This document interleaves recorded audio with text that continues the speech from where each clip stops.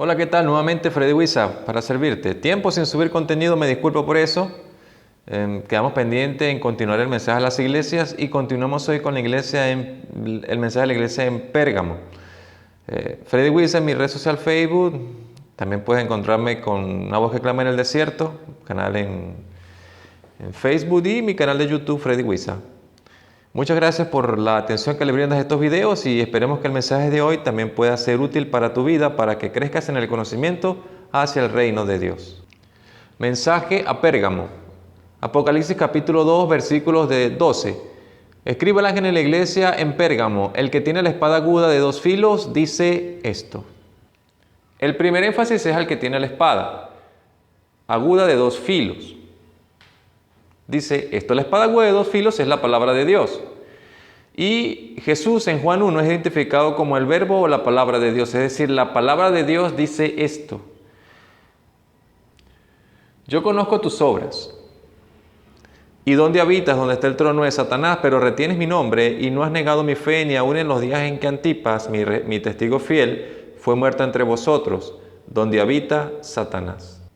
Este periodo aproximadamente inicia con el fin de la persecución de Diocleciano, que fue lo que quedamos en el estudio pasado, y aproximadamente culmina en el año 538, porque este es un periodo de combinación, este es un periodo en el que la iglesia ha comenzado a perder su estado original. En la iglesia se generaron cambios que no fueron muy positivos, así que vamos a ir según la línea profética más o menos que ocurrió. Sigo leyendo, pero tengo unas pocas cosas contra ti. Que tienes ahí a los que retienen la doctrina de Balaam. Balaam fue un profeta que en el tiempo antiguo, cuando Israel salió de Egipto, enseñó a un rey a poner tropiezo a los hijos de Israel. Sí, les enseñó que a través de la fornicación, o que si el pueblo de Dios pecaba, o sea, le enseñó a meter el pecado dentro de la mente del pueblo de Dios, como si fuese religión buena. Y Balaam es la representación de que en el pueblo de Dios se levantaron personas que se aliaron con el rey del tiempo. En ese tiempo, ¿quién era el rey? Pues obviamente el César, Roma. Entonces, dentro del pueblo de Dios hubo gente que se alió con Roma para aprovechar el fin de la persecución que se había generado años antes y comenzar a crear un nuevo orden dentro de la iglesia. A comer cosas sacrificadas a los ídolos. Implica que indudablemente el alimento que iba a recibir el pueblo de Dios era inapropiado y estaba lleno de paganismo. Por eso dice alimento sacrificado a los ídolos, es decir, que la iglesia iba a comenzar a consumir una palabra de Dios técnicamente que estaba adulterada por paganismo. Y a cometer fornicación. Dentro del pueblo de Dios, dentro de la historia del pueblo de Dios, quise decir, se le ha llamado fornicación espiritual a la nación de Israel cuando Israel se iba tras dioses ajenos, es decir, se hacían idólatras, comenzaban a adorar objetos. Y eso comenzó a ocurrir en este periodo, recuerda, desde el año 323 hasta el año 538, la iglesia comenzó a introducir todo este tipo de errores. Comenzó a surgir también, realmente a partir de esta fecha, comenzó a surgir la iglesia católica. La iglesia católica no existe desde los tiempos de Pedro, eso no es real.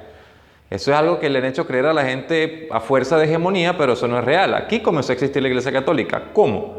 Fusionando la religión del Mitra, que es la religión del sol, con el cristianismo. Es decir, si tú vas al internet, porque el internet lo sabe muchas cosas, tú vas allí y te encuentras con que la religión del Mitra, así como la religión nórdica, el dios principal de esa fe nació el 25 de diciembre, fecha que se le acredita a Jesús, pero la Biblia no dice que Jesús nació el 25 de diciembre. Por eso, porque están comiendo un alimento sacrificado a los ídolos, es decir, están mezclando la religión verdadera con paganismo. El pueblo de Dios adoraba el Shabbat. Jesús mismo lee en Mateo 24, dice: orad para que vuestra huida no sea ni en invierno ni en Shabbat. Es decir, Jesús mandó, para Jesús cuando se fue de esta tierra, el pueblo de Dios era el pueblo del Shabbat. Entonces, en el tiempo en que este periodo inicia, el pueblo de Dios todavía guardaba el Shabbat, solo que hoy día la mayoría de la iglesia cristiana no lo guarda, pero no significa que no sea para ustedes ni para mí. Para todos nosotros hay que guardar el Shabbat, o sea, está en la Biblia. Se metió la adoración al dios sol. Y te quiero decir algo. La gente que lee la Biblia dice que no adora al sol, pero dicen que el día de reposo fue mudado al día domingo. ¿Y qué es el domingo? El día del Señor, no. El día domingo es el Sunday, según el idioma inglés, el anglo, que es un idioma más interesante para entender esto. Al domingo se le llama Sunday, día del sol. La religión del Mitra tenía por día especial de adoración el domingo, el día del sol. Es decir, que aunque yo no sienta que esté adorando al sol, si yo dejo de creer o de respetar el Shabbat por respetar el domingo, estoy respetando el día del sol. Y si yo respeto el día del sol es porque mi Dios es sol. ¿Recuerdan la experiencia de Elías? En el tiempo de Elías el pueblo tenía también la misma crisis. Había mucho paganismo dentro de la doctrina. Y el pueblo no sabía si creerle a Baal o creerle a Jehová. Y Elías le dijo, si Jehová es Dios, servidle. Y si Baal, id en pos de él. Es decir, la elección, que en aquel tiempo no se podía hacer porque realmente eso se hizo con hegemonía y a la fuerza, pero hoy día sí podemos elegir, servir o no. Sigamos leyendo. Y también tiene lo que retiene la doctrina de los nicolaitas, la que yo aborrezco, los gnósticos, el gnosticismo.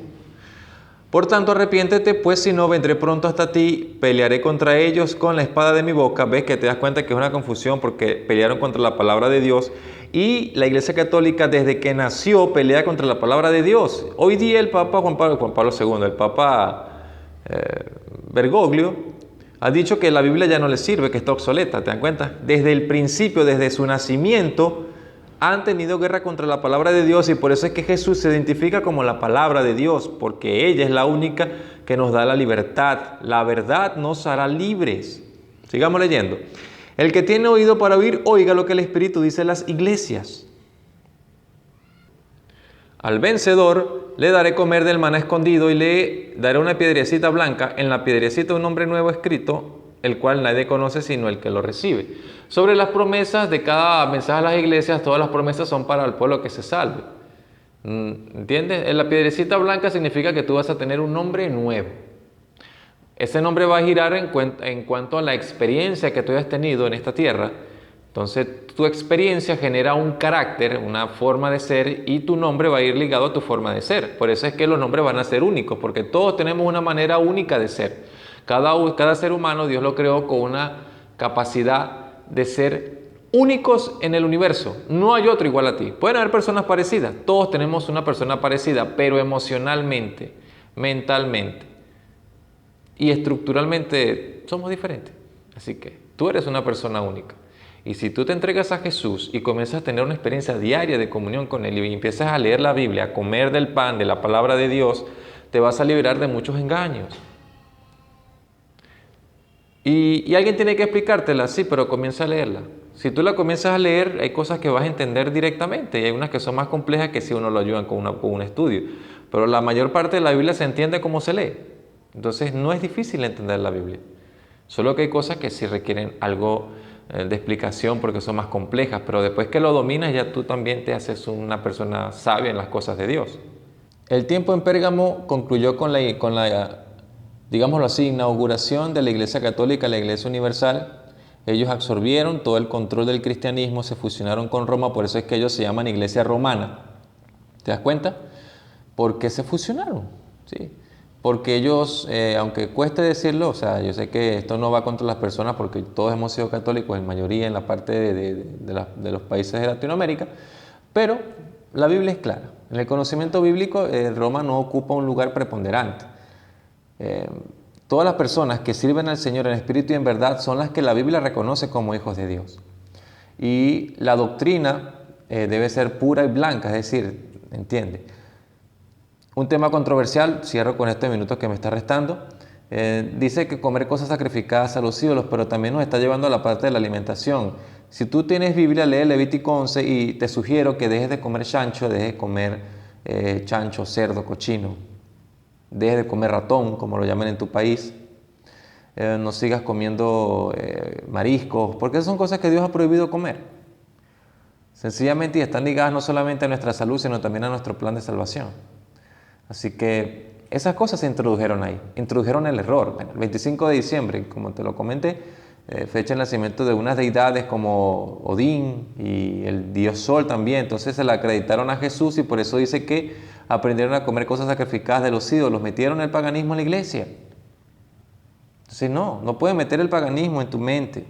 Tienes que librar tu mente porque esto que está aquí, tus pensamientos, es lo que la Biblia llama marca en la frente. No es un chip, es tu conocimiento de la verdad. Así que bueno, el siguiente periodo es un periodo todavía más oscuro, porque aquí fue que comenzó el oscurantismo. Así que espero que te guste este video. Si ves algo interesante, si te parece que es necesario compartir esta información, hazlo de todo corazón. Muchas gracias por estar allí y no olvides que Jesús te ama profundamente y que tú para Dios no solamente eres la cosa más hermosa de esta tierra, tú para Dios eres lo más hermoso que tiene. Y Dios quiere una comunión contigo. Dios te bendiga.